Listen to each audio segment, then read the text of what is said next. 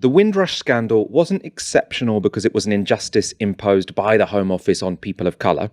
Instead, it was exceptional because it was a rare occasion when an injustice imposed by the Home Office had political consequences. As you remember, back in 2017, when the full scale of the Windrush scandal came to light, it was a genuine political outrage. The Home Secretary at the time had to resign. The Home Office was found to have denied rights to thousands of people who had arrived as Commonwealth citizens. Some were deported. It's rare to see a Home Secretary resign because of an injustice done to people of colour. It happened. It seemed like a watershed moment. However, 4 years after that scandal, it appears that the Home Office has learnt very little, and the victims of the Windrush outrage are still suffering at the hands of the Home Office. That's because they've been left unable to claim compensation to which they are entitled. The compensation scheme is the subject of a report from a cross-party group of MPs, so it's the Home Affairs Select Committee, and they have found that just 5% of victims of the Windrush scandal have been offered compensation, compared to the number of people who are believed to be entitled to it. So according to the findings of the cross-party group of MPs, instead of the expected 15,000 applicants for the government's Windrush compensation scheme, only 3,000 have applied. What's more, of those 3,000 applicants, only 864 have received a payout. So we can go to that report in The Guardian. The new report identifies a litany of flaws in the design and operation of the compensation scheme, including an excessive burden on claimants to provide documentary evidence of the losses they suffered, long delays in processing applications and making payments, inadequate staffing of the scheme, and a failure to provide urgent and exceptional payments to those in desperate need. We've got a quote from that report from the Home Affairs Select Committee. They said, "No amount of compensation could ever repay the fear, humiliation, hurt and hardship that was caused to individuals who were affected. That the design and operation of this scheme contained the same bureaucratic insensitivities that led to the Windrush scandal in the first place is a damning indictment of the Home Office and suggests that the culture change it promised in the wake of the scandal has not yet occurred." To discuss these findings of the Home Affairs Select Committee, I'm joined now by Maurice McLeod, Chief Executive of the NGO.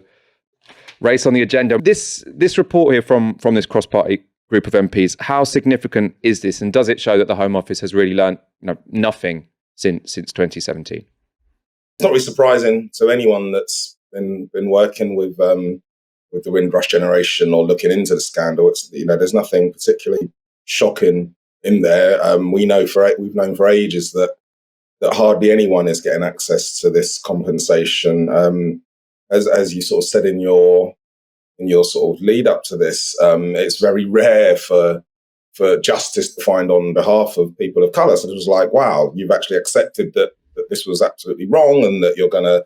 I think the Conservatives made a big thing about there being no cap on the amount of compensation that they would pay, and they were going to put things right. And now, 4 years later, like you just said, only 1 in 5 people have applied, and only 1 in 20 have actually had any, the compensation that they're due. 23 people have died waiting for this. It's pretty shocking that we're still in this situation. But the report in itself is just saying the stuff that we know. Whether it has an impact, it should do. I mean, it should. Heads should roll, but I'm fairly certain they won't. And so from the sort of the bits of the report I've read, I have to I admit I haven't read the whole thing. The suggestion seems to be that there are too many hoops for people to jump through to apply for this, and then once you've applied, it's too slow to come to any kind of conclusion. So as you said, 23 people have died waiting for a decision to be made. Is this incompetence, or is this malice? Or I suppose the third option, is this just the Home Office don't want to part with this money, so they're deliberately trying to make it difficult to claim? I don't think it's the third one. I think that, as I think the report says, the same problems that kind of led to the scandal, the same almost inbuilt lack of understanding, the same issues that sort of said, oh, well, of course people will turn up with passports because everyone's got a passport because we all go on holiday twice a year. That sort of mentality is embedded within the Home Office. So when they provide a load of forms that are really quite difficult to work your way through, and they ask for evidence that they assume everyone's got and they haven't, it's that sort of inbuilt insensitivity, as the report says, that's been found out again. It's why us and a number of other anti-racist sort of groups have been arguing for ages that this shouldn't be done by the Home Office. The other thing is there's a massive lack of trust with, understandably, black communities in the Home Office anyway. This is the same people who were trying to chuck you out of the country and deny you access to the rights that your parents probably came over here to save. Those same people are who you've got to go cap in hand to and ask for sort of some money. There's so many inbuilt things here. I think that, as has been said for ages, this needed to and still needs to be handled by an independent organisation. There are loads of community groups that the communities do trust. There are loads of organisations out there that could get in touch with these people and help them through the process. Doesn't seem to be a massive drive to doing that. Maybe it's fear of what sort of stories will come out and how will the government look. I'm not sure what the reasoning is, but the fact that it's still being done by the Home Office and it's still being done, I would say, badly is shameful, really.